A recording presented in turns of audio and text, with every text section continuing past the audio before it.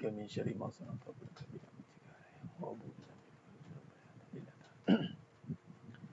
Assalamualaikum warahmatullahi wabarakatuh. Bismillahirrahmanirrahim. Innal hamdalillah nahmaduhu wa nasta'inuhu wa nastaghfiruh. Wa na'udzu billahi min syururi anfusina wa min sayyiati a'malina may yahdihillahu fala mudilla lahu wa may yudlil fala hadiyalah. Asyhadu an la ilaha illallah wahdahu la syarikalah wa asyhadu anna Muhammadan 'abduhu wa rasuluh. Allahumma shalli ala Muhammad wa ala ali Muhammad. Rabbi yassir wa la tu'assir bi tammin bil khair.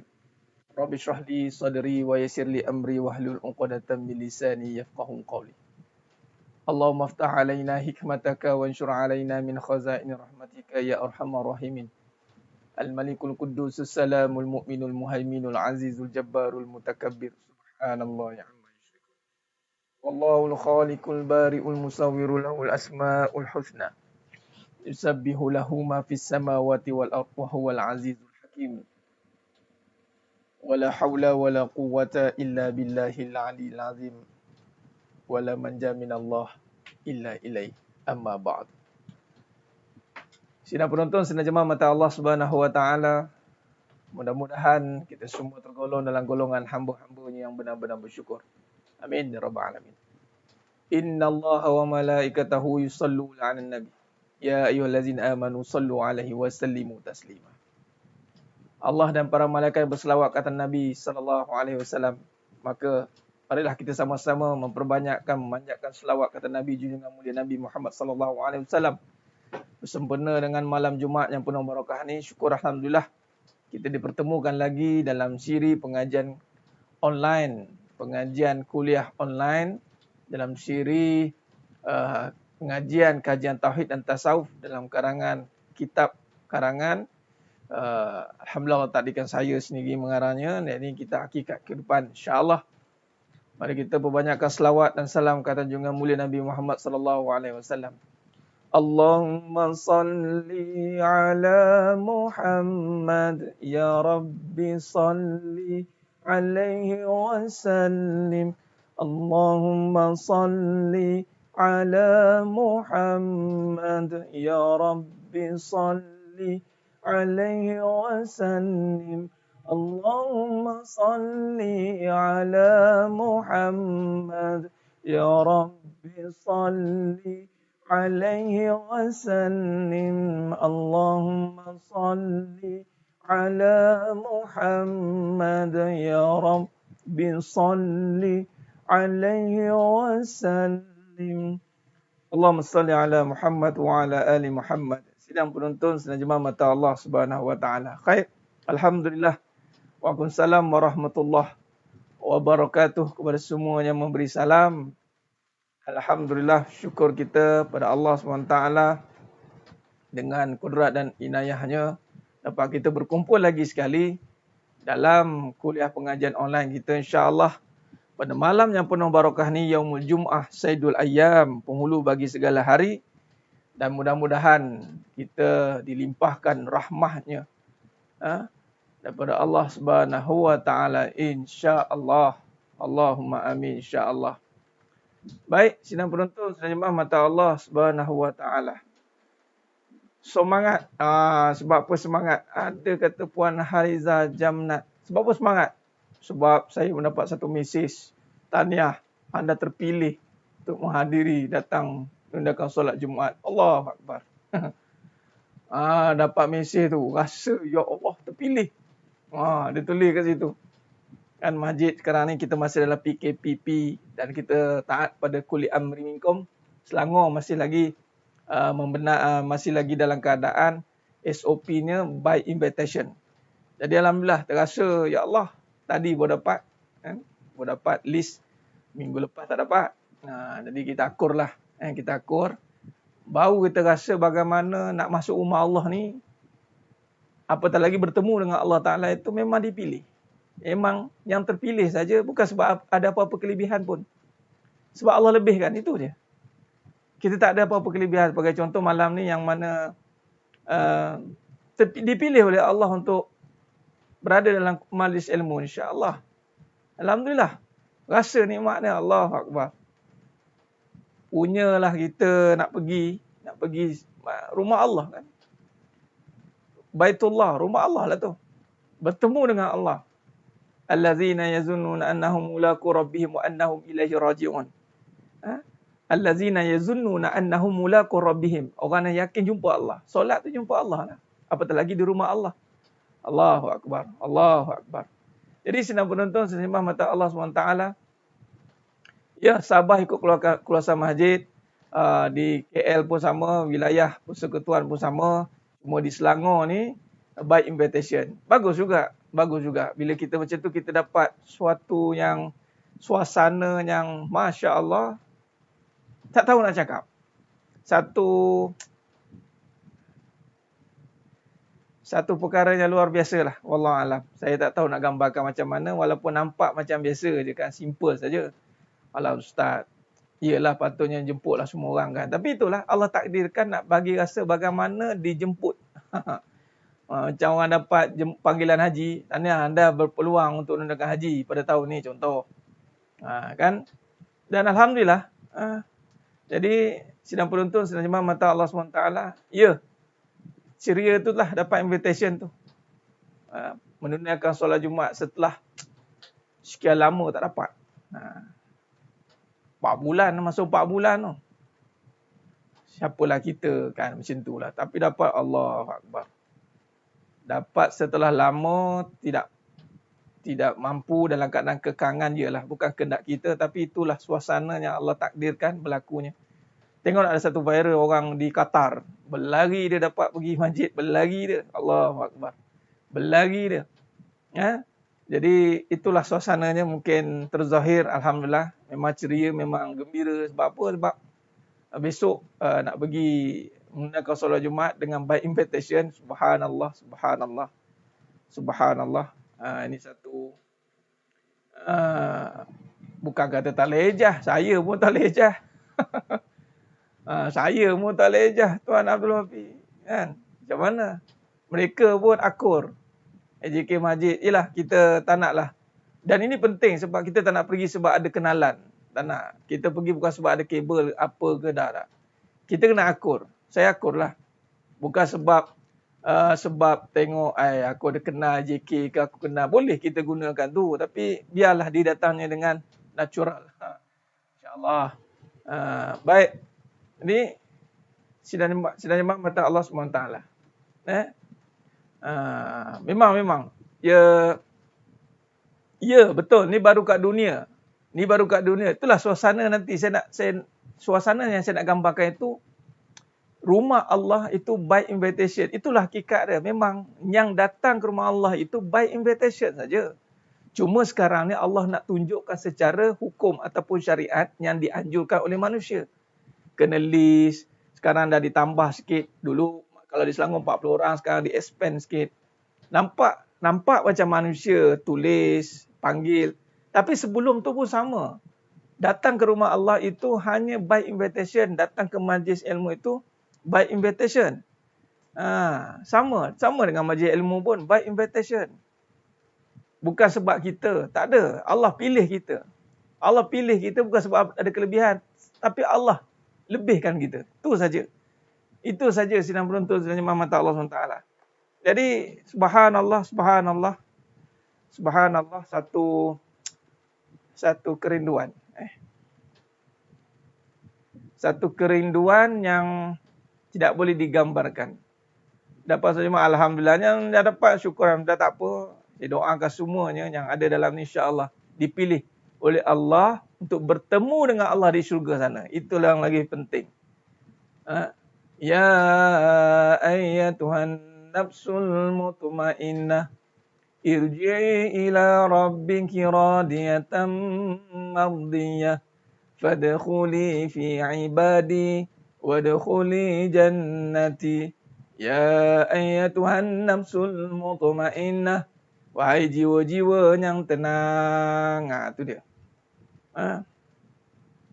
Benar tu Raja Sariza. Ini satu saya nak bagi satu gambaran dan suatu suasana. Subhanallah.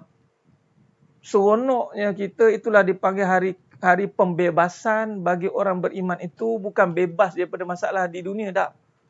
Tapi bebas daripada masalah yang lebih utama, iaitu ittaqu minan nar, daripada api neraka, dan dibebaskan dan kita dipilih masuk syurga. Allahu Akbar.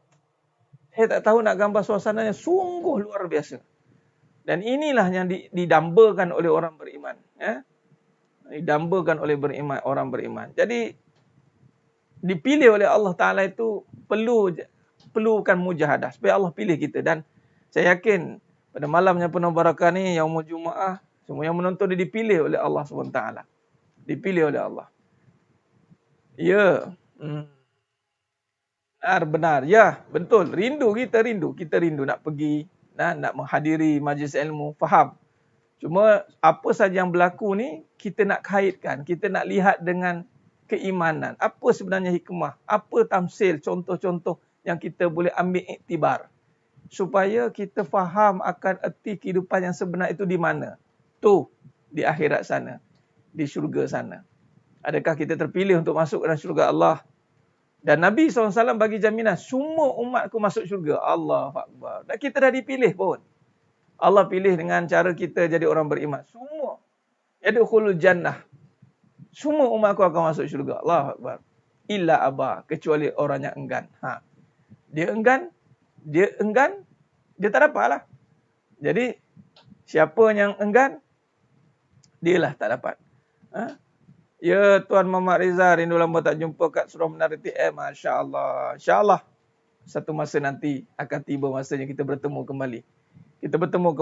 Beraksi kembali di gelanggang. Kuliah Zuhur, kuliah Maghrib, kuliah Duha, kuliah Subuh. InsyaAllah. Benar, banyak hikmah yang kita dapat singkapi dalam PKP ni. Yang paling penting PKP itu apa? Perintah Kawalan Perasaan.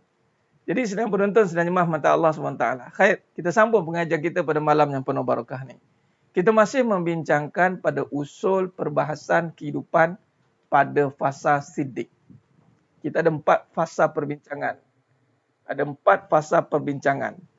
Ingat, kita syarah kehidupan ini ada kaedah.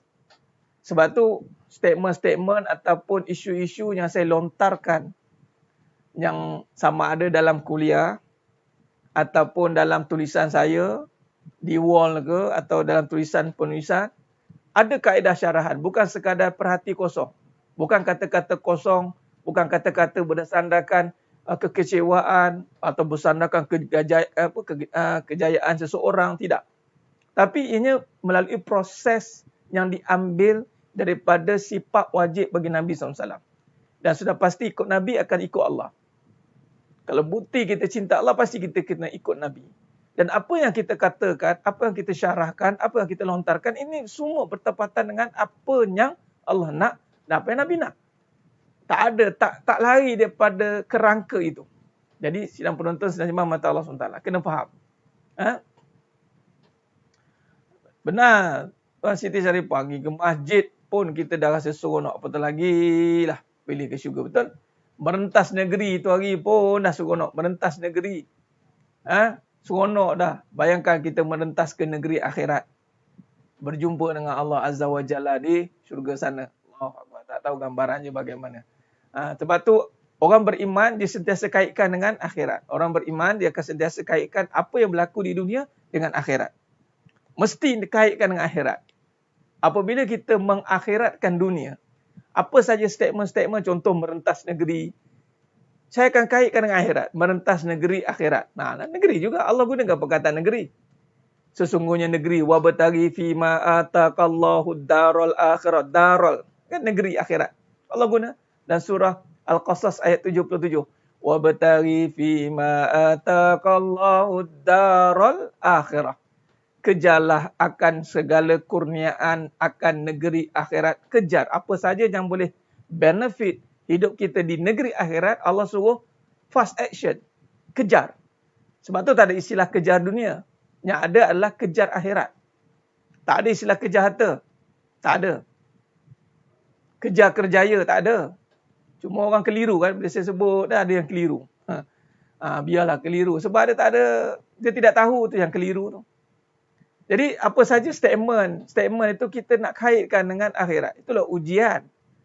Ujian di dunia, darul imtihan, negeri ujian ni, dunia ni tempat ujian. Maka kita kena kaitkan dengan akhirat. Kaitkan dengan syurga, kaitkan dengan neraka. Apabila kita mampu mengalihkan pandangan dunia ini, yang mana dipandang dengan pandangan akhirat, itulah zikir. Itulah ingat. Orang yang ingat, dia akan tengok apa yang ada di depan matanya itu, pasti ada kaitannya di sana. Baru dia akan selamat. Dia tak ada istilah dunia-dunia lah. Akhirat-akhirat tak ada. Dan kita dah sentuh tentang mengakhiratkan dunia. Jadi kita kaitkan perkataan-perkataan yang kita boleh sinkronisekan. Perkataan-perkataan yang kita boleh matchkan dengan akhirat. Contoh negeri, merentas negeri. Jadi merentas negeri akhirat. Sekarang kita di dunia, bila diizinkan merentas ke negeri akhirat. Subhanallah. Itu satu kenikmatan apabila di akhirat pula nanti, kita balik berjumpa asal usul kita. Di mana asal usul kita? Inna lillah, daripada Allah. Wa inna ilaihi raji'un. Kembali kepada asal usul kita. Ini nak jumpa dengan Allah. Pasti kita kena seronok. Contoh, PKP. Kita kaitkan dengan akhirat. Apa dia? Perintah kawalan pergerakan. Kenapa kena kawal pergerakan? Kerana dia akan mengawal perasaan.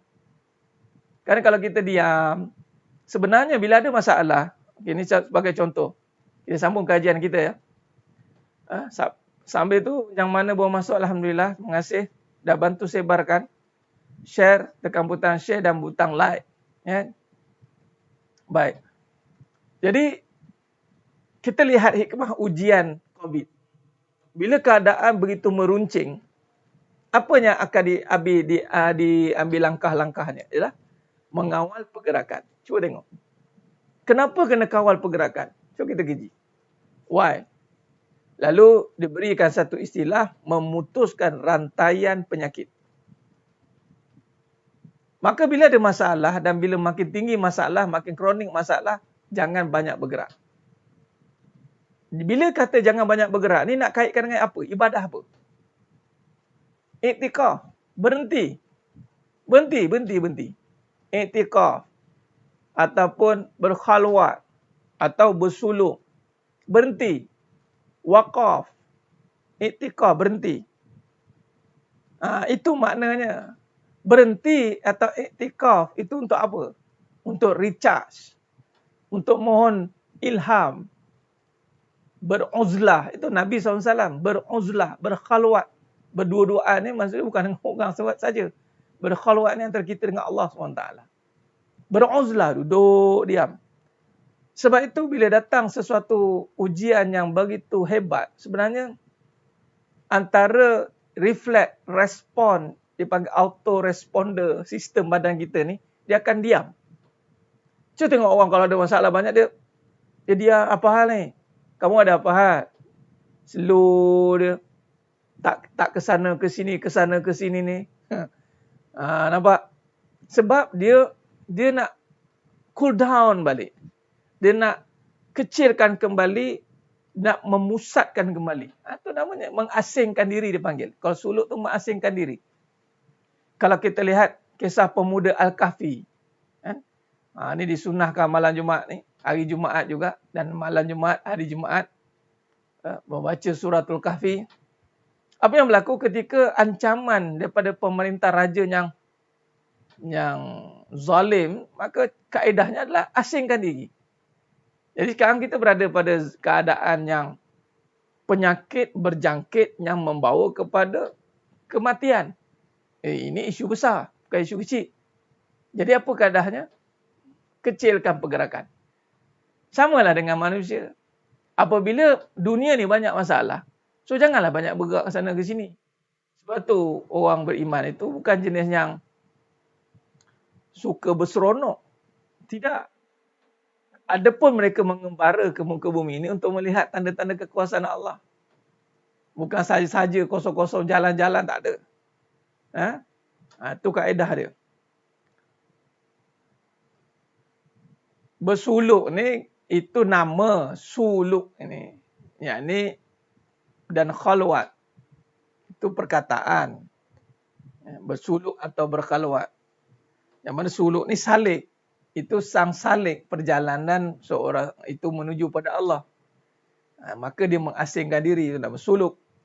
Mengasingkan dirilah, sama. Berkhalwat, sama. Jadi sidang penuntun, sidang jemaah mata Allah SWT. Duduk merenung, duduk, diam. Duduk, jangan lari. Duduk, jangan lari. Ini macam kuliah. Duduk, jangan nak bangun-bangun. Jangan nak tukar-tukar channel tu. Tengah sampai habis. Itu maksud dia. Bila kita diam, itu nama diam. Diam.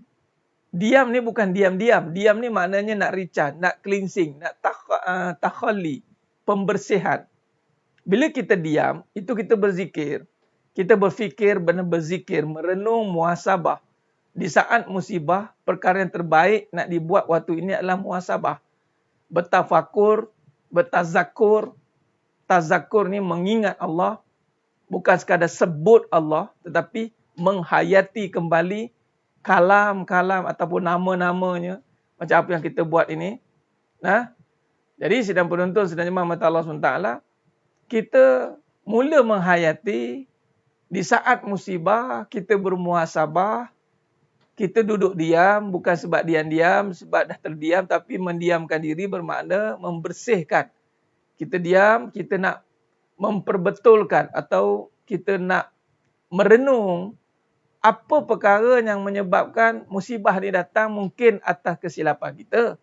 Dan itu sudah pasti. Allah kata surah Syura ayat 30, kebanyakan musibah yang berlaku itu atas tangan kamu sendiri. Kerosakan-kerosakan yang kita lakukan. Nampak? Baik. Jadi sedang penonton, sedang jemaah mata Allah SWT. Okey, muka surat 55. Muka surat 55. Muka surat 55 edisi lama 43. Muka surat 55 edisi lama 43. Baik. Mari kita lihat ke paparan skrin. Ini nota kita. Baik, pada malam yang penuh barakah ni, bila kita bermasalah, kita ada ujian. Ujian itu apa? Kita buat murajaah. Kita nak melihat. Dengar sambil baring boleh ke Ustaz? Yang mana selesa lah. Tuan habis weather pekan. Tak, sebab gitu bukan depan-depan ni. Tapi alangkah bagusnya kalau duduk elok-elok. Dia panggil, kita sendiri yang menjadikan itunya nampak serius. Baring pun tak masalah, boleh. Kan? Baik. Jadi sidang penonton, sidang jemaah mata Allah SWT. Jangan terbaring sudahlah. Habis weather pekan. Allah Ustaz terbaring dah, tidur terus. Baik. Jadi sidang penonton, sidang jemaah mata Allah SWT. Kalau kita lihat, bila kita nak memahami apakah inti ataupun usul kepada ujian itu, akar dia ketakutan. وَلَنَبْلُوَنَّكُمْ بِشَيْءٍ مِّنَ الْخَوْفِ. Demi sesungguhnya kami akan menguji kamu dengan sedikit perasaan takut. Jadi ujian itu berkenaan dengan iman. Ujian keimanan itu apa? Keimanan itu berkenaan tentang ketakutan. Takut. Khauf, takut. Baik. Jadi dalam hidup kita ini akan banyak ketakutan-ketakutan yang tiada asas. Ketakutan-ketakutan yang tiada asas. Ada ketakutan yang ada asas seperti takut pada perkara yang zahir, nampak. Dipanggil ketakutan adat. Adat. Seperti zahir, takut kena langgar. Itu adat. Takut pisau, potong jari. Adat. Tapi ketakutan yang tiada asas ni ketakutan yang melibatkan prasangka. Contoh, bab rezeki, bab harta, masa depan nanti. Ketakutan yang tiada asas. Ketakutan yang diwujudkan kerana kejahilan. Dan ketakutan itu datang ujian. Allah hantar. وَلَنَبْلُوَنَّكُمْ بِشَيْءٍ مِّنَ الْخَوْفِ وَالْجُوعِ. Ketakutan yang berlaku kerana berlakunya keadaan yang boleh menimbulkan ketakutan. Tetapi hakikatnya tidak. Hakikatnya tidak. Ju', lapar, kita dah bincang. Wa naqsi minal amwal. Wa naqsi minal amwal. Kekurangan harta. Ya, takut kurang harta. Why? Sebenarnya tidak perlu takut. Tapi kerana prasangka, sangka-sangka, kerana jahil kita tentang Allah, kita anggap kurang harta itu menyebabkan malapetaka, mudarat. Sedangkan tidak.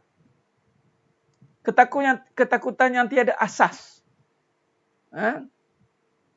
Jadi ini yang berlaku. Itu yang kita ada setengah tubuh hujah panjang dengan saya tu.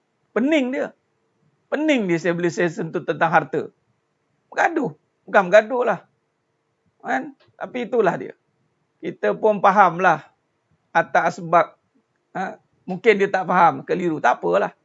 Sampai katanya mana dalil? Mana dalil mengatakan tak boleh kumpul harta? Pula dah. Ada dalilnya. Alhaakumut takasur hatta zuntumul maqabir. Alhaakumut takasur. Kita ni dilalaikan untuk berbuat kebaikan kerana sibuk kumpul harta.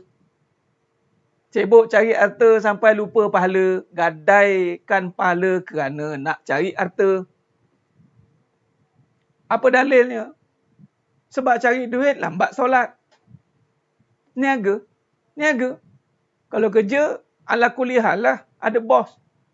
Tapi itu pun tak bolehlah suka-suka kita. Asyik-asyik bos. Bos tak bagi. Sampai bila? Kena usaha lah. Yang meniaga, yang masa je freedom. Yang dikatakan kebebasan masa. Tengok, lambat-lambat pun solat. Tak jadi pancul pun. Dengan meeting, dengan klien, pancul. Tapi dengan Allah, tak apa. Allah Maha mengetahui. Allah Maha mengetahui terus. Dalil. Sibuk bila kita saya kaitkan dengan wanita berharta. Saya tak sebut wanita berkejaya. Saya sebut wanita berharta. Penin. Confused dia. Panik dia. Kenapa Ustaz tak boleh ada harta ke? Tanya pada saya. Bukan tak boleh ada harta. Nabi kata dah. Yang halal akan dihisap. Yang haram akan diazab. Seronok sangat kenapa? Sebab tak ikut kuliah Ustaz, just tengok status tu pening. Itulah Puan Asha Paris. Pening terus. Sebab statement saya mengatakan, wanita jangan jadikan alasan nak pegang harta kerana tak nak menyusahkan suaminya. Alasan tu tak kuat. Sebab menyusahkan suami ni bukan sebab dengan buat suami, bang, tak payah fikir harta, bang, saya settle. Dah. Kok mana pun, isteri itu adalah pimpinan, akan ditanya dosanya. Nampak? Ditanya. Jadi kalau wanita pun sendiri dah ditanya, apatah lagi kalau wanita berharta, 2 kali tanyalah.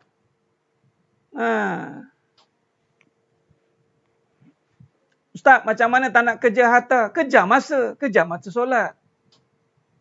Itu cara dia. Nampak? Khair. Jadi, kalau kita lihat, kita hayati balik. Ujian. Allah uji ketakutan. Wa naqsi minal amwal. Takut kurang harta. Memang harta akan berkurang. Ustaz, saya nak kumpul harta, tak nak bagi habis. Boleh? Kita lawan. Siapa habis dulu? Tengok-tengok kita habis dulu. Tanamlah kita. Memanglah harta tak habis. Harta saya 7 keturunan, Ustaz, tak habis. Oh, hebat. Tapi masalahnya kamu yang habis. Oh, ya tak ya juga. Tak harta habis dulu, kita habis dulu. Sebab dua-dua dunia. Harta pun dunia, jasad pun dunia. Kita berlumba siapa yang kahwin dulu. Ya Ustaz. Ustaz Muhammad, janganlah yang puak-puak saka tu Ustaz. Oh, tu saka harta. Tak apalah. Saya bertanggungjawab atas statement tu. Kita cuba juga untuk mensyarahnya dengan izin Allah. Kita lihat setakat mana diizinkan, maka itu yang disampaikan. Ya? Jadi, ketakutan yang dibina itu mesti berasas. Alang-alang takut, tajuk dia. Kalau saya tulis, alang-alang takut, biar takut sungguh-sungguh. Jangan takut-takut. Biasa perkataan, takut-takut kan. Takut-takut nanti, takut-takut. Jangan takut-takut, biar takut betul-betul. Hidup ni biar takut sungguh-sungguh. Takut apa? takut yang hanya ada pada Allah Azza wa Jalla. Takut hanya pada Allah Azza wa Jalla. Yeah. Maka kita nak membina ketakutan, asasnya Allah dah bagi kita rasa takut tu, patut kita tanamkan lagi ketakutan ni kenapa datang, kenapa? Patut kaitkan takut itu dengan Allah. Dengan Allah. Takut tentang lapar. Kaitkan dengan Allah. Takut tentang harta. Kaitkan dengan Allah. Takut tentang apa? Wa naqsim minal amwali wal anfus. Kaitkan dengan Allah. Wal ju' wal anfusi was samarat. Takut. Sebab takut ni perkara yang bukan datang dengan sendiri. Bukan maksud datang dari diri kita. Tak, Allah bagi. Allah bagi ketakutan untuk kita uruskan ketakutan itu. Uruskan ketakutan. Sidang jemaah mata Allah SWT. Bila kita cerita bab perbahasan takut, baru fasa pertama dalam bab iman. Sebab iman itu dimulai dengan merasa takut kepada Allah. Jadi bukan takut-takut. Takut-takut. Jadi ya, meninggalkan harta konon-kononnya untuk jaminan anak, isteri semua. Last sekali bergaduh. Bukan nak bina keimanan. Dia membina kebendaan. Bila manusia ditanamkan ketakutan tanpa ada kebendaan, maka dia akan bergaduh lah. Pergaduhan, perebutan berlaku kerana takut. Kenapa bergaduh? Bila suami nak kahwin lagi, takut hilang suami lah. Perebutan berlaku kerana ketakutan. Takut yang tiada asas. Jadi sebab tu tajuk malam ni kita nak tekankan mengatasi ujian ketakutan. Sebab kesimpulan kepada subjek ujian ini adalah ketakutan. Takut yang tiada asas tadi. Yang terbina disebabkan kebendaan. Maka di sini sedang jemaah mata Allah SWT meletakkan kembali ataupun membina ketakutan yang sebenar adalah dengan kita kembalikan hati dan jasad. Dua-dua sekali. Hakikat dan syariat. Kita tak nak kata, takut, sebut saja. Konon-konon hati saya takut. Tapi jasadnya menempah ke neraka. Tak jadi juga. Dia kalau takut, dia mesti bawa sekali jasad dia. Buktikan ketakutan itu. Sebab tu kata ulama, hati itu raja, jasad itu rakyat jelata. Kalau hati itu bina ketakutan, maka jasadnya turut ikut sekali. Maka di sini kita tulis hati dan jasad untuk takut hanya kepada Allah SWT. Yang menjadikan setiap ujian yang berlaku di dalam hidup kita ni, dan bukannya dengan kita takut pada masalah. Baik, jadi di sini kalau saya buat gambar rajahnya. Baik. Kalau kita lihat di sini. Ujian ketakutan.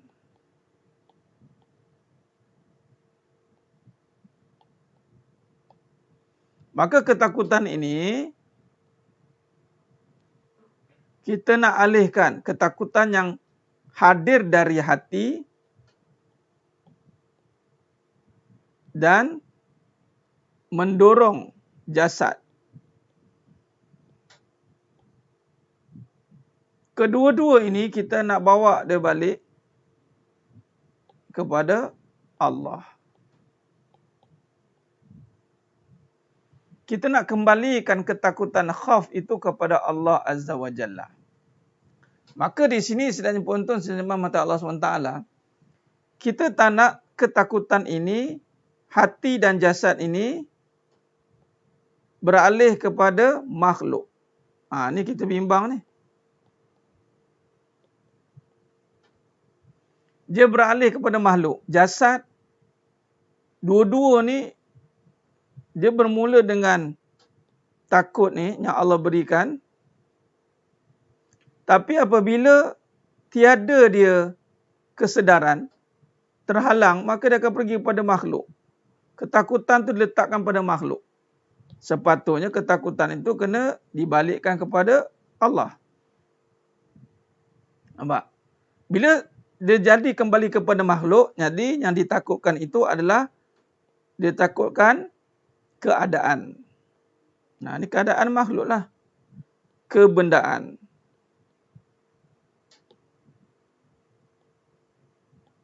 Ini yang tidak boleh. Jadi bukannya dengan kita takut pada ataupun yang dinamakan ujian. Kita takut pada ujian, masalah, atau takut pada susah, senang. Menyebabkan kalau kita tidak alihkan, masih berada di fasa, kita berada di fasa ini, kita masih berbicara pada fasa ini, di sini dia akan terhijab dia daripada melihat Allah, mengenal Allah. Terhijab. Ini akan jadi tembok dia yang menghalang untuk membawa dia kepada Allah. Menyebabkan dia akan nampak apa? Dia akan nampak makhluk. Maka susah senang perbincangan dia adalah usaha. Dia makin jauh, makin jauh. Makin jauh, makin jauh. Maka dia yakin pula dengan usaha. Bina yakin dengan usaha. Dia mula makin jauh, makin jauh, makin jauh. Yang ni kita tak nak. Maka ni kehancuran yang berlaku tanpa sedar.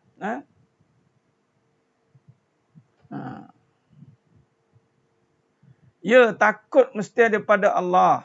Tapi nak bagi tahunya, Puan Cempaka Sari, apabila kita kaitkan nanti dengan Allah, Allah suruh takut balik kepada siapa yang aku suruh takut. Contoh, kalau suami marah, maka kena takut. Kenapa? Padanya itu ada berkaitan dengan suruhan Allah. Okey.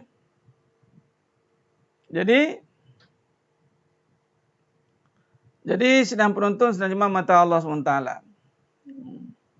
Ya, Puan Fazilah Ahmad. Benar tu. Ingat lagi mula-mula dulu ya. Pertanyaan-pertanyaan dia panggil menempah saja kan. Tapi Alhamdulillah sekarang ni luar biasa. Allah pilih, Allah pilih. Allah pilih lah tu. Alhamdulillah, syukur pada Allah. Baik. Jadi kita tak nak takut ini pada makhluk, pada keadaan, pada kebendaan, pada susah, pada senang. Kita nak takut pada Allah.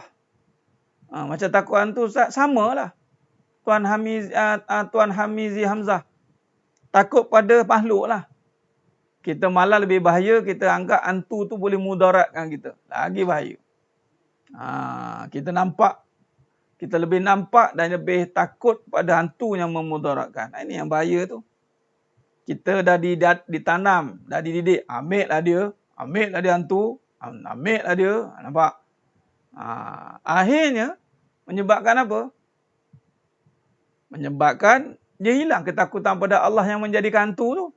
Dia sebab tu takut ni tak boleh ada dua. Dia akan lebihkan salah satu. Dia tidak akan dua-dua takut. Dia tak jadi. Dia sama ada nak takut Allah atau takut hantu. Dia perbincangan dia. Jadi sedang jemaah mata Allah SWT. Dan bila kata orang beriman, orang mukmin adalah yang takut pada Allah dengan seluruh anggota badannya dan juga merasa gerun di dalam hatinya akan segala kekuasaan Allah. Baik, bila ada ujian datang, Allah bagi takut dan kita mula faham, kita gerun, kita takut ni sebab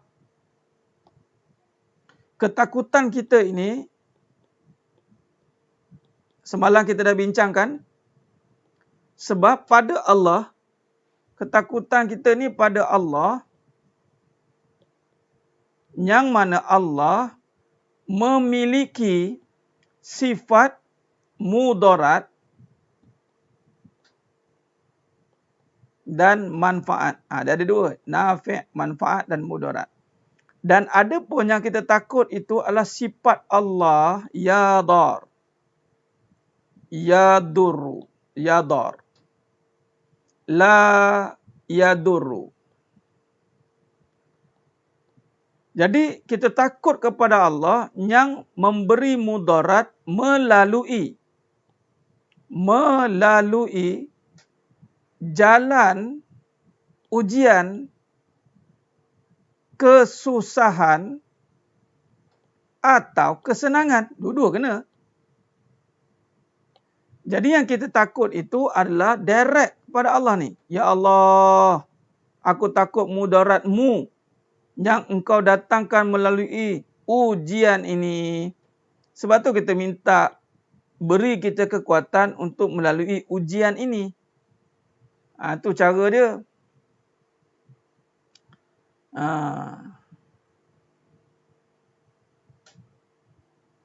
Jadi takut kita itu sudah dikembalikan. Alang-alang takut sungguh-sungguh. Allah yang menjadikan ujian itu, Allah yang menjadikan ujian susah dan senang, itu untuk manusia. Allazi ja'ala lakumul arda firasyan was samaa'a binaa'a. Benar. Ya, Tuan Surah An-Najahiyah, bila dia dah mula salah faham, maka dia ingat rezeki daripada makhluk, maka tu yang dia takut tu.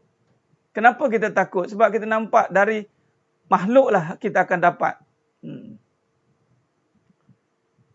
Benarkah Ustaz iblis boleh mencederakan? Bukan kata iblis, pisau boleh mencederakan. Semut pun boleh, semut api.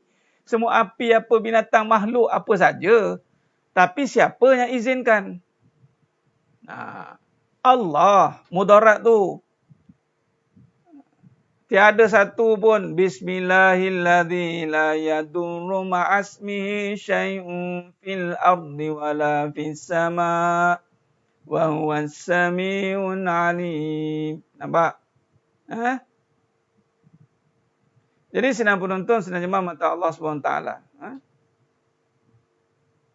Jadi maknanya gini, ketakutan itu ada. Hantu tu nama belah-belah kita ni panggil hantu lah. Si ada nama tu pocong lah, kuntilanak, gundurrawa lah. Naknya syaitan, iblis je, jin. Daripada kalangan jin. Jin yang mana ikut iblis, dia akan buatlah kerosakan. Itulah dia. Jadi, faham baik-baik. Sekarang ni kita nak membina ketakutan yang sebenar. Yang mana apa ketakutan yang sebenar itu? Ni, sidang jemaah mata Allah SWT. Ni, kita takut dengan mudarat ni. Ni, mudarat ni. Ya Allah, aku takut dengan mudarat Engkau, Ya Allah. Ya Allah, aku takut dengan mudarat pada ujian. Ini baru betul. Ya Allah, aku takut. Ni. Cuba tengok. Mari kita faham betul-betul. Ya Allah, aku takut pada Engkau yang mendatangkan mudarat pada kesusahanku ini. Itu dia. Barulah jelas kita punya ketakutan. Bukannya kesusahan ini. Tapi kita takut dengan mudarat ini.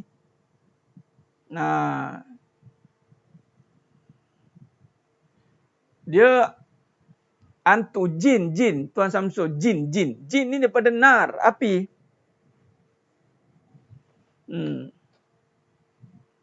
Benar. Ya Allah, aku takut pada Engkau yang mendatangkan mudarat pada kesusahan ini. Jangan, Ya Allah, aku takut susah. Ya Allah, aku takut susah. Ya Allah, tolonglah aku. Ya Allah, aku takut susah.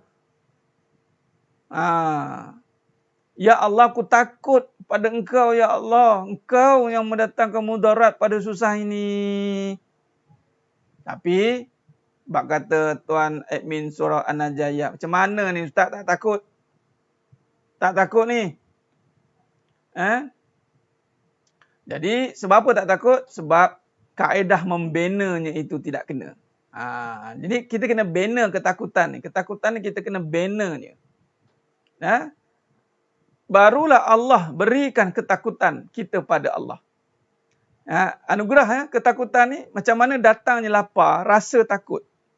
Rasa takut. Ingat, boleh buat-buat ke? Apatah lagi rasa takut pada Allah. Subhanallah. Lagi tak boleh buat-buat. Rasa lapar boleh buat-buat ke? Nampak? Cuba kita lihat. Rasa lapar. Ni rasa takut, ni rasa lapar. Bila sebut soal rasa, dia bukan kawalan manusia. Bila sebut soal rasa, dia bukan kawalan manusia. Malah bukan rasa-rasanya. Rasa-rasanya lah apa. Aku rasa-rasanya. Dia tak main rasa-rasa. Rasa betul. Jadi, rasa itu anugerah. Jadi kalau tak boleh takut tu masalah. Sebab apa tak boleh rasa takut Allah ni? Sebab ketakutan ini sudah beralih selain Allah. Allahu Akbar. Takut ini dah pergi kepada selain Allah. Ghairillah. Hasbi Allah. Hasbi Rabbi. Jalallah. Ma fi qalbi. Ghairullah. Tu. Hasbi Rabbi. Cukuplah Allah bagiku. Jalallah. Rasa satu perasaan. Bukan. Puan Haryati. Rasa bukan perasaan. Puan Haryati yuk. Nanti. Rasa itu anugerah. Rasa bukan perasaan. Perasaan cerita bab lain. Perasaan itu emosi. Dia boleh jadi perasaan takut. Tapi bila kata rasa takut itu genuine. Perasaan takut boleh buat-buat. Dia ada beza ni. Lalang dah sentuh tu, saya sentuh sekejap. Rasa perasaan. Ni perkataan yang biasa kita gunakan hari ni. Perasaan itu emosi.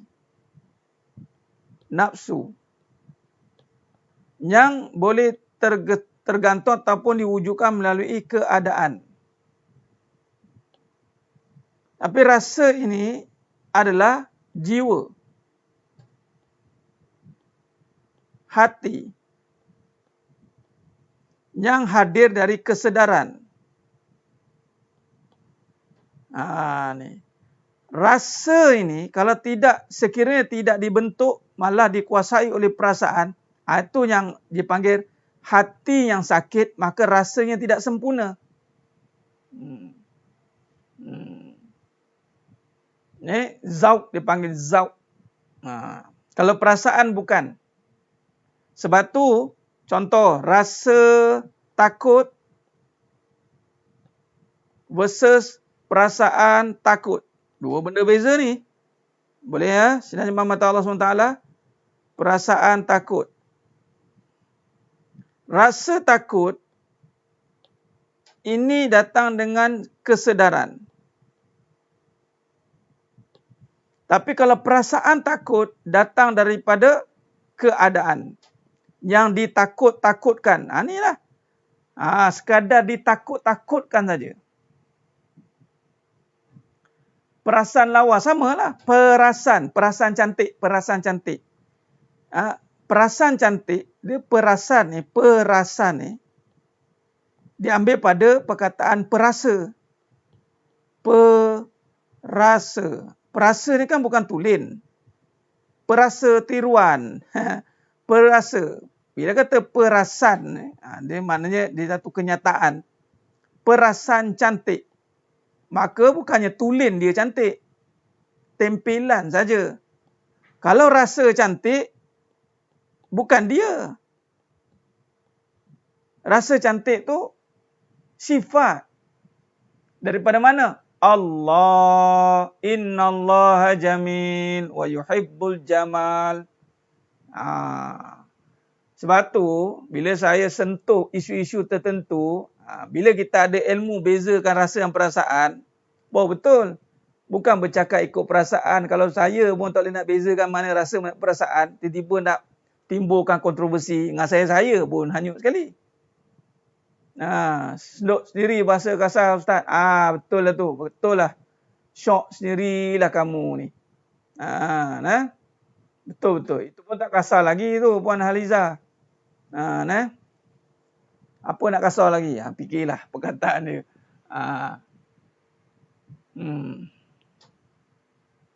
Bila rasa takut Allah tapi masih berani buat maksiat, maknanya itu perasaan lah kan. Bukan anggur rasa takut. Ya, dia masih tidak sedar lah. Perasaan saja wujud tapi tidak benar-benar rasa. Jadi rasa versus perasaan. Ataupun kebenaran versus sangkaan. Rasa ini kebenaran. Perasaan itu sangkaan. Rasa itu kebenaran. Kalau perasaan itu ini berdasarkan sangkaan. Hati-hati dalam mendefinisikannya. Sebab tu kena ada guru yang membimbing. Kena ada guru yang membimbing. Kalau tidak kita duk perkataan pun salah guna. Kejap rasa, kejap sangka. Saya rasa tak cantik tapi orang rasa saya cantik. Itu nama perasaan cantik. Sama ada. Kalau cantik, Puan Atikah Zulekha, terimalah kenyataan awak tu cantik. Betul. Awak ni cantik lah. Alhamdulillah, saya dah terima kenyataan tu dah. Jadi bila terima kenyataan cantik, tak adalah nak perasaan cantik dah. Terima je kenyataan. Orang yang tak boleh terima kenyataan tu duk perasaan tu. Dah Allah jadikan muka cantik. Syukurlah, Alhamdulillah. Janganlah muka cantik perangai hodoh. Tu pun tak boleh. Allah dah jadikan muka cantik lebih sikit pada orang lain Allah buat. Syukurlah. Tak payahlah. Tak adalah. Saya rasa saya tak cantik. Ngaku je. Alhamdulillah. Ya, Alhamdulillah. Allah jadikan saya cantik. Maknanya cantik masih duduk pada perasaan lah tu. Terima je kenyataan. Awak ni cantik lah. Alhamdulillah. Benar tu. Apa yang benar? Sebab Allah yang cantikkan saya. Alhamdulillah. Habis cerita. Saya nak apa ni? Oh ya ke? Oh ya ke? Dan yang paling penting, cantik itu pada yang halal. Betul, Puan Fazilah. Orang lelaki tengok perempuan cantik. Iyalah, betul lah. Bukan tengok perempuan je, tengok perempuan cantik. Pada peringkat pertama. Tengok-tengok cantik dia itu sebenarnya bila dia dapat, tapi berubah perangai. Rupanya cantik, itu bukan letak pada rupa. Cantik pada akhlaknya. Yang ni yang halal. Kalau Allah jadikan muka cantik, perangai macam haram, tak guna juga. Rupa cantik, perangai macam haram. Sebab cantik pada yang halal saja. Jadi, wahai suami-suami, wahai isteri-isteri, sekiranya anda sudah ada suami yang halal, sudah ada isteri yang halal, maka itulah yang cantik. Allah cantikkan. Ya. Kembalikan pada Allah bila dipuji. Ya, benar. Itu sifat Allah kan. Allah puji. Awak cantik ini lagi. Tak adalah. Alhamdulillah. Bolehlah. Itulah sejak ayah hari ni orang selalu puji saya. Alhamdulillah lah kan. Pula perasaan. Orang puji cantik. Alhamdulillah. Cantik. Alhamdulillah kenyataan. Saya dah terima dah. Orang lelaki tengok dengan nafsu. Nafsu ni orang perempuan pun tengok dengan nafsu. Sama dia 2 kali 5. Nafsu ni tengok benda. Kalau nak kahwin tengok rupa. Handsome. Mana yang handsome? Mana yang handsome lah. Sama dia. Jangan sebut kata laki yang perempuan. Laki pun 2 kali 5. Perempuan pun 2 kali 5. Sama lah. Tengok je nak pilih laki yang handsome je. Sama je. Nampak? Kalau bak kahwin lagi, suruh kahwin dengan yang kahwin dia yang janda yang tua tu. Jangan abang nak mandai-mandai. Tapi bila bagi kat dia, dia nak yang handsome. Kau boleh nak handsome lah. Mana sama je lah. Nafsu tu kebendaan, keadaan. 2 kali 5 je.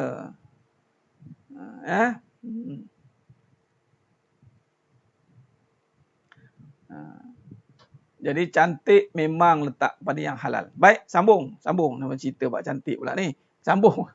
Baik, tadi rasa tadi. Bila kata takut, rasa ni anugerah Allah. Ingat, rasa bukan kita buat.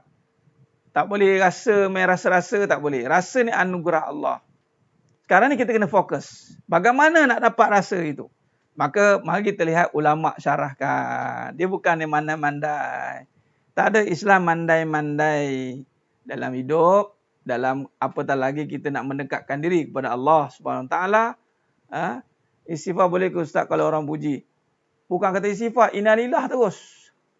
Tuan Azman, orang puji dia, innalillah wa inna ilaihi raji'un. Kenapa innalillah? Saya kembalikan kepada Allah. Innalillah. Daripada Allah cantik ni datang, kepada Allah cantik ni dikembalikan. Istighfar pun boleh. Jadi kata kuncinya jangan perasan lah. Itu je lah. Orang puji baik pun jangan perasan lah. Pakai serban, pakai jubah, pakai tudung labu. Saya bukan apa Ustaz. Saya bukan tak nak pakai tudung labu. Tapi nanti orang, yelah kan orang nampak saya ni macam ustazah lah pula. Dah perasan baik tu kenapa? Pakai je lah. Bukan apa Ustaz. Kita tak nak berlebih sangat. Nanti orang nampak saya ni macam over lah sangat. Itu perasan lah tu. Nak pakai. Nak pakai je. Tak ada apa ubah pun. Kuli tetap kuli, hamba tetap hamba. Tak berubah pun naik jadi tahta lain. Si hamba nyama-nyama je. Hamba tetap hamba. Tak berubah pun dia. Tak berubah pun dia. Jadi sidang jemaah mata Allah SWT. Baik, maka bagaimana nak bina rasa ini? Mengandalkan rasa ini bukan dari kita. Di sinilah datangnya perbahasan Al-Faqih Abu Laid Samarkandi rahimahullah ta'ala. Alhamdulillah, syukur Puatika Zulaikha nampak berseri. Haza min fali Rabbi. Saya terima dah kenyataan tu. Alhamdulillah. Allah serikan wajah saya. Alhamdulillah. Alhamdulillah. Jadi saya tak perlu terkejut lah apabila orang kata berserinya Ustaz, handsomenya. Alhamdulillah. Tak payah. Dah terima kenyataan lah. Alhamdulillah, syukur pada Allah. Tak payah nak terkejut, nak buat-buat panik. Oh iya ke? Oh berseri ke malam ni? Oh iya ke? Tak payah. Tulis banyak-banyak pun tak terkesan. Tulis banyak-banyak. Serilah, apalah. Saya kadang saya perhati tu ada yang nulis tu kan. Macam tak payah try. Masuk terus. Okey. Terkejut terus orang yang memuji tu cakap innalillah. Boleh. Tak ada masalah. Cakap dengan ilmu lah. Jadi sedang penonton, sedang jemaah mata Allah SWT. Khair. Jadi Abu Laid Samarkandi rahimahullah ta'ala meletakkan bagaimana membina ketakutan yang sebenar. Membina rasa ketakutan. Membina rasa ketakutan yang sebenar. Nampak? Bila dipuji gemuk, marah pula. Puji cantik, perasan pula. Itulah dia masalahnya. Terima je lah kenyataan, betul. Ada orang berjawab berseri sebab itu. Oh, boleh juga. Tak ada masalah. Tak terkesan dengan pujian. Kalau pujian pun tak terkesan, makian pun tak terkesan. Jadi kalau nak dikeji pun tak ada masalah. Kejilah. Tak ada masalah. Baik, sedang penonton, sedang jemaah mata Allah SWT. Khair. Alhamdulillah. Betul. Terima kasih. Alhamdulillah. Syukur. Haza min fali Rabbi. Ustaz, mohon penjelasan. Apa tu Ustazah? Ada yang diizinkan Allah dibukakan hijab melihat makhluk gaib dan kejadian gaib. Ada ustaz kata diruqyah kerana ada gangguan. Sedangkan yang melihat merasai iman bertambah yakin bahawasanya gaib. Bertambah yakin akan kuasa Allah. Betulkah pendapat ustaz tersebut? Gangguan. Baik. Melihat yang gaib ada tafsiran dia. Tafsiran gaib ini alam gaib pun gaib.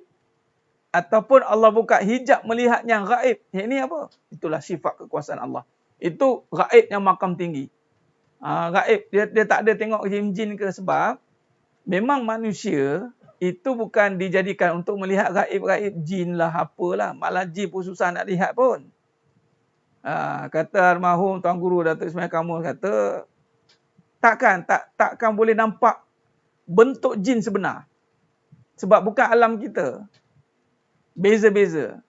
Jadi gangguan itu boleh berlaku. Benar, boleh. Ada betulnya. Kerana nanti mengganggu. Sebab kita alam manusia. Nanti kalau dia masuk alam jin. Gaib ni tengok jin lah. Jadi dia kan ada dua dimensi. Jadi payahlah dia. Jadi itu yang kata kena ruqyah. Gangguan melihat. Takut dia tak fokus. Tapi sekiranya itu satu kelebihan. Yang mana dia boleh melihat dan makin mendekatkan dia pada Allah. Tak ada masalah lah. Jadi tengok ke mana hala tuju tu. Ke mana hala tuju nak dibawa itu. Biasanya kalau tengok jin, ingat, kalau kita tak faham, tak ada guru yang membimbing, apabila mampu Allah bukakan melihat yang gaib, memang itu anugerah. Kalau tiada bimbingan, maka kita terbimbang. Sebab dalam alam jin ni, kita bukan hidup alam jin. Jadi kita tak boleh nak bezakan mana jin yang baik, mana yang jin yang jahat. Macam manusia lah. Mana manusia yang baik, mana manusia yang jahat. Jin pun ada munafik. Jin pun ada munafik. Jadi kita tak boleh nak bezakan sebab bukan alam kita. Jadi kita bimbang lah, kita tertipu dengan jin. Al-alam sebut jin ni nak betulkan juga. Kata almarhum Tuan Guru Datuk Ismail kamu kata, kan biasa kita sebut, sebaik-baik jin, sejahat-jahat manusia. Salah katanya. Sebab jin pun macam kita juga. Ada yang jin baik, baiklah. Jin macam manusia. Yang jahat-jahat lah. Yang Islam. Dia tak ada sejahat-jahat, sebaik-baik jin, sejahat-jahat manusia. Itu salah. Jadi kalau sekiranya kelebihan-kelebihan yang ada itu menyebabkan dia makin dekat dengan Allah, wa tafaddal mashkura. Silakan. Tapi benda itu kalau dia membawa pada keraguan, jangan.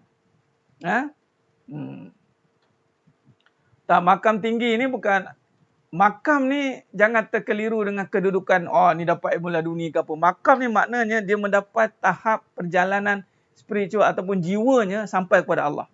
Itu dia. Jadi sidang penonton, sidang jemaah mata Allah SWT. Firasat tu rasa juga ke Ustaz? Baik, itu ilham. Ilham yang datang dengan fikiran. Dia datang pada akal. Dia akal. Itu fasa amanah nanti, firasat ni. Gerak rasa. Dia lebih pada akal fikiran nanti. Tapi fikiran yang datang pada zikir. Firasat. Tapi nak bezakannya adalah hatilah nanti. Hatilah yang akan menentukan firasat itu baik atau sangkaan. Firasat yang baik atau firasat yang buruk. Hatilah dia punya key point dia, hati. Baik, sidang penonton, sidang jemaah mata Allah SWT. Ada Ustaz pesan jika tak nak nampak, baca ayat sama wa ja'alna min baini aydihim saddan wa min khalfihim saddan fa ushaynahum fahum la yubsirun. Ayat surah Yasin. Itu amalan Puan Atikah. Amalan apa pun dengan izin Allah.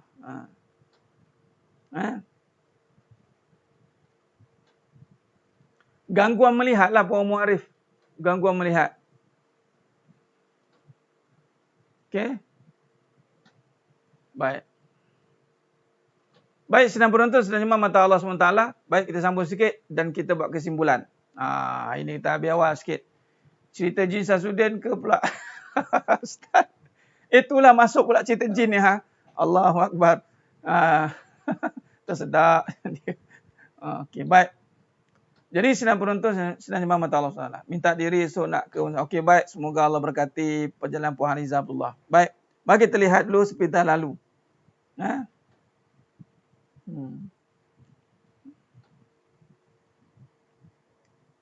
Baik.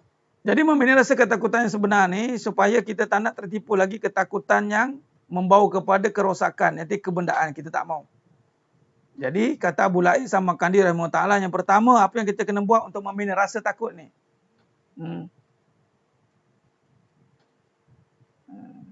Alah baru masuk, kita dah nak keluar. Tak apalah Puan Sana Ladis. Itu yang Allah rezekikan, insya-Allah. Besok ada lagi, insya-Allah.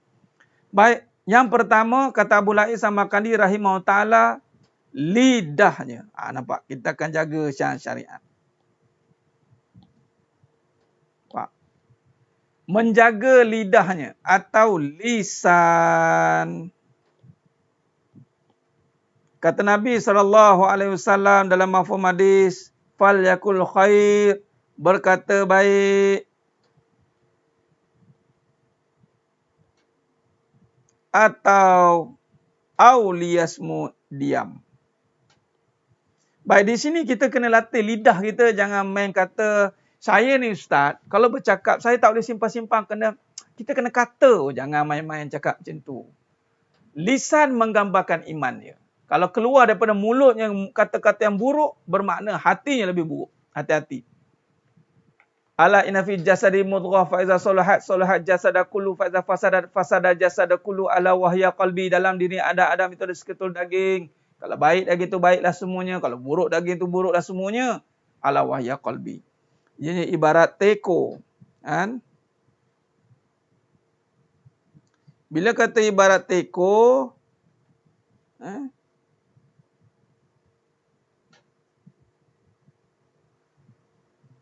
maka apa yang ada di dalam itu akan menentukan apa yang ada di luar nanti. Sama.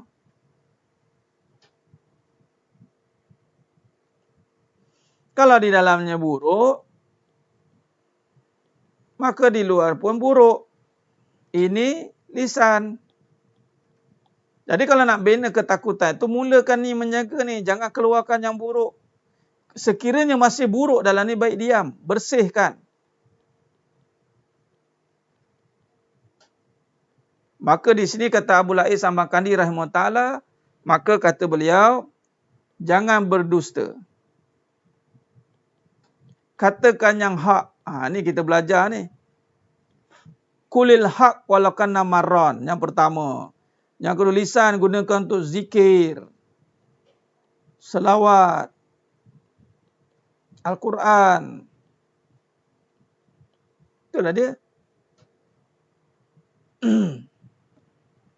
Nampak?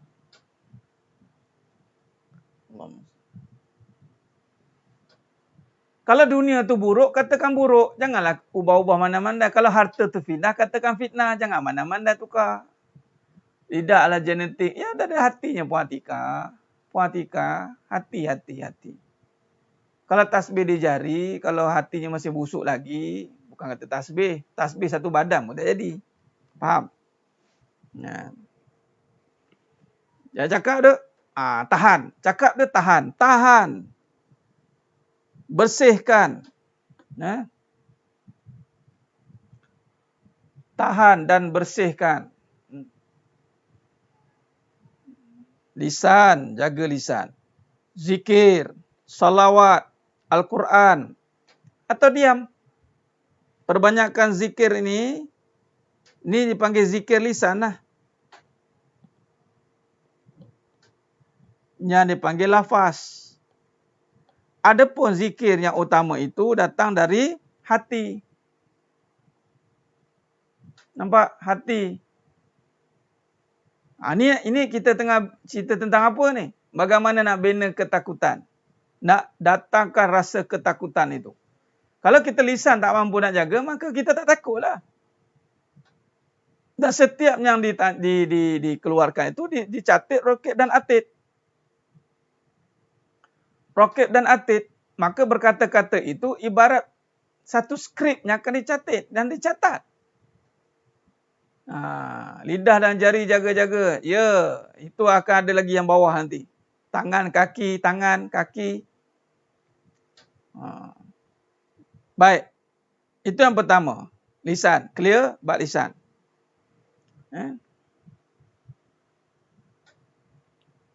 Sebab tu, mulut ini, biar sikit-sikit Allah. Sikit-sikit Allah. Ini kita buat satu kesimpulan pada lisan. Biar sikit-sikit je Allah. Ada pula lah kata Allah ini tiada fadilat. Kata adalah pula. Kan? Macam mana pula tak ada fadilat? Sedangkan semua bermula dengan nama Allah. Semua Allah. Semua sifat kembali kepada empunya sifat. Sikit-sikit Allah. Jangan Allah sikit-sikit. Allah sikit-sikit. Ini tak boleh. Biar sikit-sikit Allah. Jangan Allah sikit-sikit. Ranap kita. Ini akan sakit. Biar sikit-sikit Allah. Dia akan jadi sihat. Jangan Allah sikit-sikit. Dia akan jadi sakit.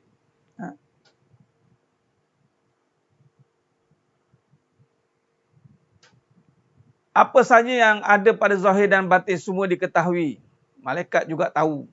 Itu Allah berikan kelebihan. Bila sebut sikit-sikit Allah, kena kecam, baguslah. Baguslah Puan Haliza. Kena kecam sebut nama Allah. Dah teruji lah, bagus. Bada'al Islam ghariba. Bermula Islam itu dengan asing. Summa kemudian akan menjadi asing kembali di akhir zaman. Sebut Allah satu benda yang mungkin janggal. Bila kita nak cerita bab kebenaran, dia akan benda yang membuatkan orang marah, tak suka. Jadi, terimalah.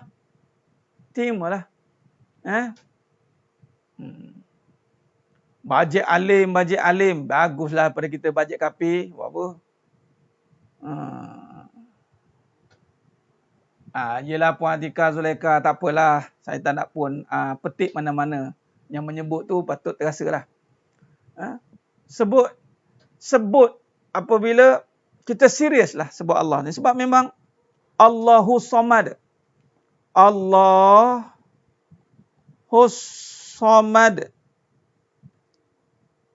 Allah. Kenapa Allahu Samad? Sebab apa yang kita hajat itu sifat-sifat Allah. Apa yang takut nak sebut Allahnya? Apa yang kita hajat? Kaya. Kaya itu sifat Allah. Apa yang kita hajat? Nak kahwin lagi? Kasih sayang lah. Itu sifat Allah. Jadi itu sifat kembali kepada empunya. Kita hajat nak ilmu. Sifat Allah. Jadi apa masalah dia? Jadi tak bolehlah tu Puan Mak Umi setengah aku mulut aja jahat tapi hati aku baik. Salah lah. Itu statement yang batil. Bila yang batil kita kena hancurkan.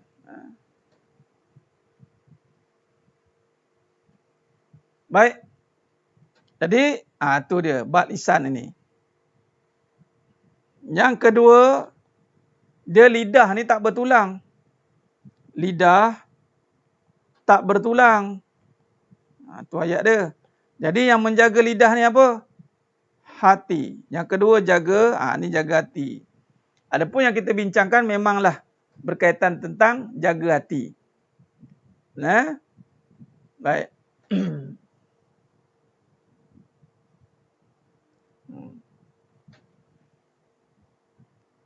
Sebab mereka tak faham. Puan Dila Kesuma, Puan Julainah, mereka tak faham. Sifat Allah tu sama ke dengan nama Allah? Ya. Apa maksud sama? Menyatakan namanya. Kita je tak sama. Nama Farid. Nama kita je. Nama Sabariah. Tapi sifat, ya Allah, marah-marah. Nama ahli syurga. Tapi sifat macam ahli neraka. Nampak? Nama je. Allah SWT selari, seiring. Nama Rahman Rahim. Sifatnya Rahman Rahim. Nama sama dengan perbuatan sifat. Kita nama sedap. Atika Zulaikha. Sedap nama. Apa maknanya? Cuba tulis itu. Tapi sebab tu nama pun doa. Itu bagi nama yang baik-baik. Supaya sifat pun baik-baik. Nama ahli syurga. Nama ahli syurga. Sifat pun kenalah seperti ahli syurga. Nampak? Sabariah. Allah, betul lah nama Sabariah. Tak perasan saya. Sabariah, nama Sabariah. Kemudian sifatnya sabar tidak? Jadi Sabariah itu namanya. Sifatnya sabar tidak?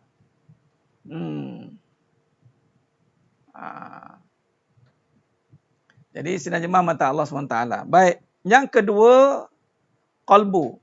Kita berhentikan dekat yang kedua ni lah. Kita berhentikan dekat yang kedua ni. Baik.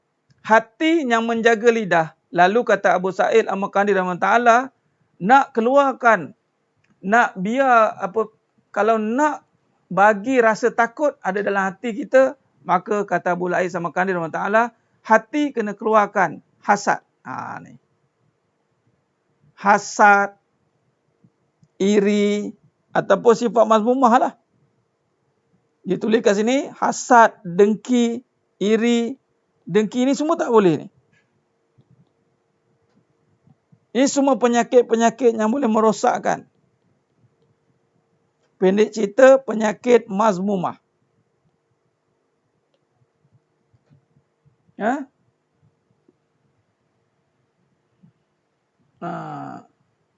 Allah Akbar.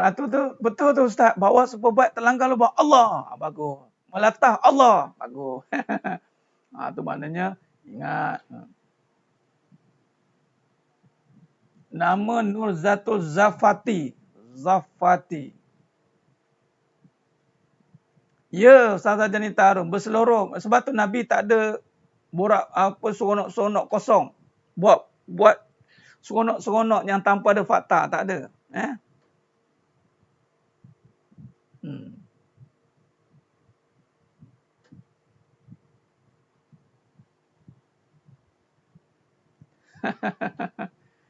Tak apa. Yang penting nama tu, biarlah kita letakkan nama yang membawa semua manusia itu akan membawa nama Allah. Itu yang sebaiknya. Apa maksud membawa nama Allah? Itulah Allah suruh. Iqra' wa rabbukal akram. Iqra' wa rabbukal akram. Semua ada nama-nama Allah. Itulah kehebatan manusia. Wa nafsi wa ma sawwaha. Demi jiwa dan seluruh penyempurnaannya. Pada jiwa manusia itulah dinyatakan ataupun ditajallikan segala sifat kekuasaan Allah. Yang mempunyainya itulah nama-nama Allah. Sebut nama Allah macam mana Ustaz? Itu ada, bukan kata mengeluh. Marah pun ada. Astaghfirullahalazim. Maka sebutannya itu hanya pada lisan Tuan Abil Welder Pekat. Tidak sampai kepada kesedaran yang nyata. Bukan kata sebut Allah mengeluh. Orang yang tak kenal Allah pun boleh sebut Allah. Tuhan Allah. Sebut Allah. Jadi menunjukkan luas ataupun hebatnya nama Allah ini meliputi segala-galanya. Di saat susah, di saat senang, ada nama Allah.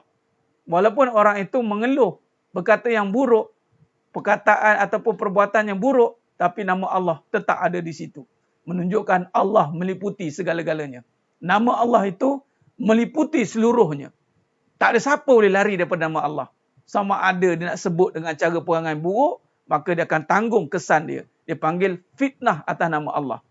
Atau dia terus menjiwai nama Allah itu. Nama ni Tuan Surah An-Najahiyah biar ada makna. Trend-trend tu ikut trend tak ada makna lah. Adat je lah kita nak biar ada ibadah. Ada nilai ibadah di situ. Biar nama ada nilai ibadah. Jangan ikut trend, sekadar trend, sedap-sedap. Lala sekali jadi nama motor, Yamaha.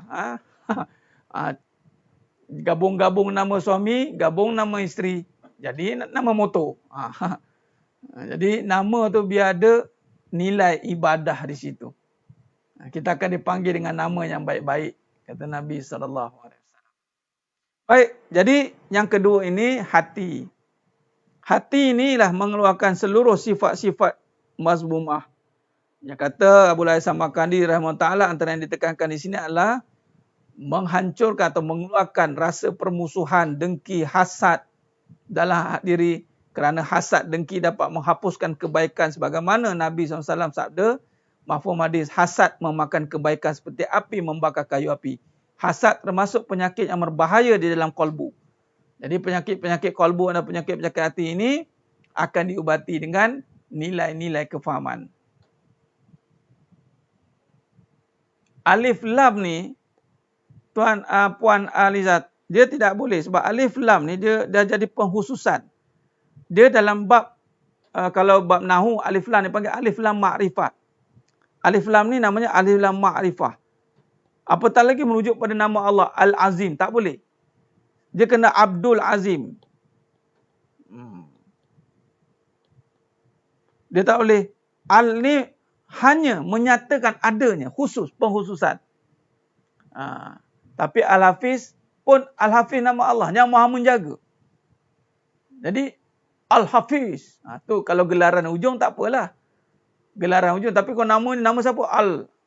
Bila kita sebut ada alif lam dah, ada pula kaitannya nama itu berkaitan dengan nama malaikat Asma'ul Husna. Lagi tak boleh. Asma'. Ada nama-nama Allah. Tak boleh. kalau nama tu, contoh alif lam ini nak digunakan tanpa ada kena-mengena dengan nama Allah. Apa dia? Saya nak bubuh nama As-Sayyarah. Apa? As-Sayyarah. Kereta, Ustaz. Nama anak kereta apa? Bubuh lah, tak ada masalah. Ada al. Kalau ada panggil saya al saja boleh lah. Al apa? Al lah. Tergantunglah. Al tergantunglah. Al-Bani boleh tak Ustaz? Dia apa saja yang tiada, yang tadi Puan Halizah jamak tadi, sebab Azim dengan Hafiz tu ada nama Asmaul Husna. Jadi apa saja perkataan yang ada nama daripada nama-nama Allah tak boleh kita gunakan directly. Ulama kata tak boleh. Muhammad Hafiz boleh lah. Muhammad Hafiz. Ataupun Muhammad Hafiz biasa sebut Abdul Hafiz. Tapi Hafiz biasa orang tetap Muhammad Hafiz. Abdul Azim. Al-Fatih. Al-Fatih itu gelaran. Ahmad Pintu. Al-Bab. Pun boleh. Yang penting jangan dikaitkan dengan ada nama Allah di situ. Itu pengkhususan. Sebab alif lam ni dia akan merujuk pada empunya dia. Alif lam. Dia panggil kalau dalam pengajian Nahu tu alif lam isim dipanggil isim ni nama ni alif lam tu maknanya menyatakan adanya. Alif lam makrifah. Jadi sedang penonton sedang jemaah mata Allah SWT. Pun boleh pilih nama-nama Nabi pun boleh Tuan Surah Najayah. Khair. Jadi baik kesimpulan kita boleh buat pada malam ni. Okey, kita habiskan pukul 9 ni. Kita berhenti dekat hati InsyaAllah kita berhenti dekat hati. Buka skrip. Baik. Buat nama nanti tepi lah. Keluar pula banyak nama. Baik, sidang penonton, sidang jemaah mata Allah SWT. Baik, kita kembali kepada penggulungan kita. Alhamdulillah, dah pukul dah 11.20 dah. Baik, jadi apa yang kita bincangkan pada malam yang penuh barakah ni, kita membincangkan tentang bagaimana nak meletakkan kembali ketakutan. Sebab ujian ni kesimpulannya adalah ketakutan, takut. Apa yang kita takutkan dalam hidup ini? Ramai orang cuba nak mengatasi ketakutan itu dengan prasangka. Dia takut tentang harta, jadi dia sangka dengan duit lah, harta lah menghilangkan ketakutan dia. Tidak. Itu ujian Allah. Dia kena jawab ketakutan dengan keimanan sepatutnya. Jadi kita dah sentuh 2 perkara yang mana ada 7 perkara sepatutnya. Jadi ada 5 lagi perkara yang kita akan sentuh. 2 perkara tersebut adalah yang dikaitkan ataupun disyarahkan oleh Abu Laid Samarkandi rahmatullah yang dimulakan dengan untuk membina kembali ketakutan. Rasa takut itu biar berasas. Rasa takut biar benar-benar rasa takut yang wujud dengan keimanan. Dimulakan dengan lisan. Dimulakan dengan lisan. Yang ini lisan yang dibentuk dengan keimanan. Kata-katanya terarah dengan hati yang jelas keimanan dia. Yang keduanya adalah qalbu, hati. Jadi hati ni adalah proses penyucian pula. Cerita bab takhalli, pembersihan, tazkiyah, penyucian. Jadi hati ni kita kena proses cuci dia supaya lisan yang keluar itu adalah kalam-kalam kebenaran. Lisan yang keluar itu adalah puji-pujian pada Allah SWT. Tidak lagi kita gunakan untuk rungutan. Kita untuk perkataan yang menyakitkan. Cacian yang buruk-buruk kita tidak akan lontarkan lagi. Kalau kita masih tidak mampu berkata yang baik-baik, kata Nabi, diam itu lebih baik. Maka sidang penonton, sidang jemaah mata Allah SWT. Jadi cukup setakat itu. Maka mudah-mudahan Allah berkati kita semua di hari yang penuh barakah ni. Ya benar. Takut Allah tak pandang dengan kasih sayang. Jadi perbanyakkan selawatlah kata Nabi SAW. Antara kaedahnya lisan ini banyakkan selawat. Memang kita boleh terus zikir. Tapi kita gunakan ataupun kita jadikan Nabi sebagai wasilah kita perantara ataupun gerantor kita. Kita selawat banyak-banyak kata Nabi SAW. Allahumma salli ala Muhammad ya Rabbi salli alaihi wasallim. Allahumma salli ala Muhammad ya Rabbi salli alaihi wasallim. Allahumma salli ala Muhammad ya Rabbi bisalli alaihi wasallim. Selawat kata Nabi SAW. Ambil berkat Jumaat ni. Selawat Allahumma salli ala Muhammad wa ala ali Muhammad. Mudah-mudahan dengan cahaya Nabi SAW itu menerobos ataupun menusuk masuk ke jiwa kita ini, maka secara tidak langsung terkeluarlah segala amarah, mazmumah, lawamah, nafsu yang merosakkan, maka datanglah cahaya itu, maka wujudlah dipanggil kalam-kalam yang penuh kebenaran. Jadi perbanyakkan selawat kata Nabi SAW. InsyaAllah. Jadi cukup setakat itu. Alhamdulillah. Mudah-mudahan Allah berkati kita semua. Mohon maaf di atas segala kekurangan, terkasar kata, terkurang bicara sepanjang perbahasan kita ini. Hanya Allah Ta'ala sajalah yang mampu menyempurnakan perbincangan kita pada malam ini, insyaAllah. Terima kasih banyak. Bertemu lagi pada siri yang berikutnya, insyaAllah, pada malam esok. Mudah-mudahan Allah izinkan kita untuk bertemu lagi, insyaAllah. Aku luka lihaza wa astaghfirullahalazim li wa lakum. Wabillahi taufiq wal hidayah. Wassalamualaikum warahmatullahi wabarakatuh. Kita tangguh dengan tasbih farah dan surat al-asr. Subhanakallahumma wa bihamdika asyhadu an la ilaha illa anta astaghfiruka. Bismillahirrahmanirrahim. Wal 'asr innal insana lafi khusr illa alladhina amanu wa 'amilus shalihat wa tawassaw bil haqqi wa tawassaw bis sabr. Wallahu a'lam bissawab. Takbir. Allahu akbar.